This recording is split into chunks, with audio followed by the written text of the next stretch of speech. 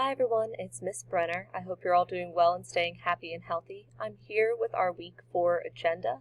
I do just want to remind you that assignments, I am going to open them early for you guys, but they are due on the 22nd of February at 8 a.m. So if you should have any issues with the deadlines, meeting the weekly deadlines, because this is an online class, we have a rolling schedule. Which means rather than having assignments due every day like in-person students do or home hybrid students, your assignments are due on a weekly basis. If that is causing any kind of issues for you, please contact me so that way we can have a discussion and see what we can do to better support you. Alright, with that being said, let's look at our activities for this week. So last week in week 3, you had a study guide that if you completed the study guide, you got 3 bonus points towards the test, which is pretty much like getting 3 free questions if you would get them wrong on the test. So the test is our Activity 1 for Acts 1 and 2 of Midsummer Night's Dream. Then in Activity 2 for week 4, we have 2 ed puzzles. We're looking at Act 3, Scene 1 and Act 3, Scene 2. I do recommend opening the ed puzzles and doing split screen between the ed puzzles and No Fear Shakespeare, so that way you get the audio, you get the visual of watching the characters on stage, you get the Shakespearean language next to the modern language. I do realize that some of the characters can be hard to understand at times because for some reason they have an accent. I don't know why the actors chose that creative choice, but because we have No Fear Shakespeare, I do think it makes it a little bit easier to understand what's happening in the play while watching it.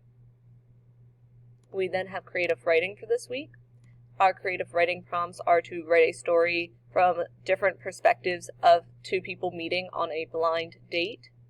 You can write a story involving a conversation that's packed with subtext. The characters aren't quite saying what they mean.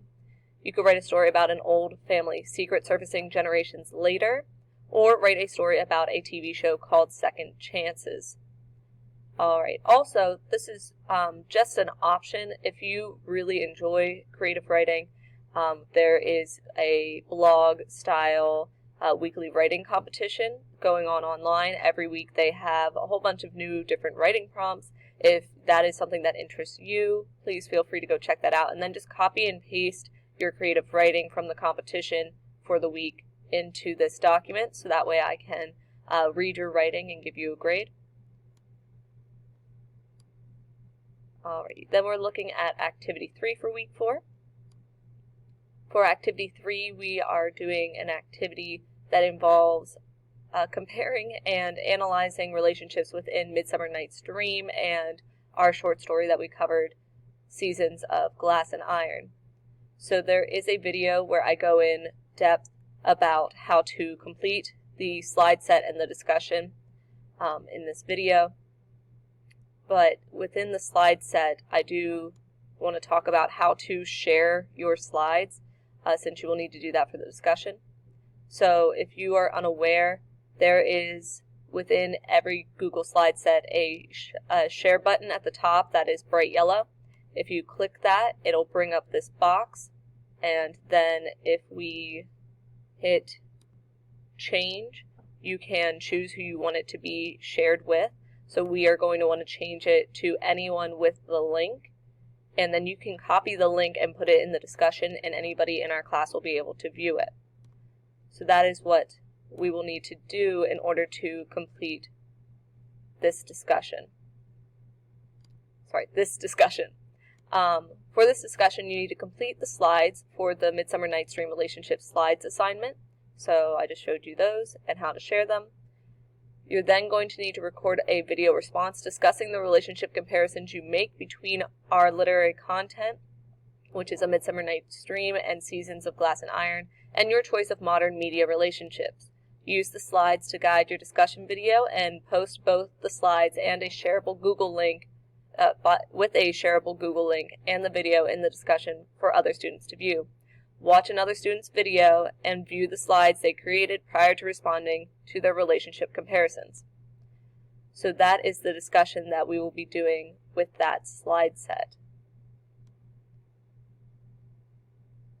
And then activity 4, we have pretty much the ending of A Midsummer Night's Dream.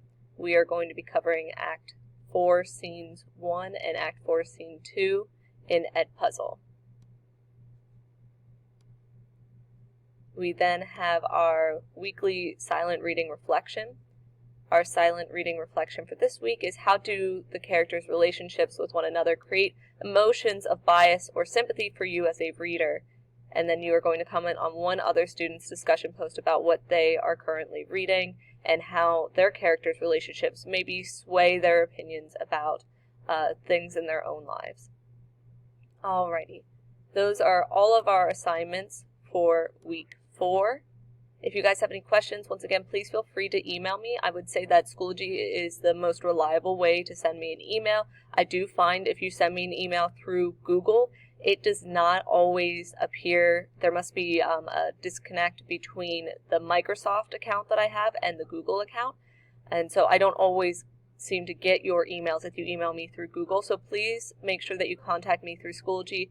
Once again, my Schoology email is brenner@Mannheim Central.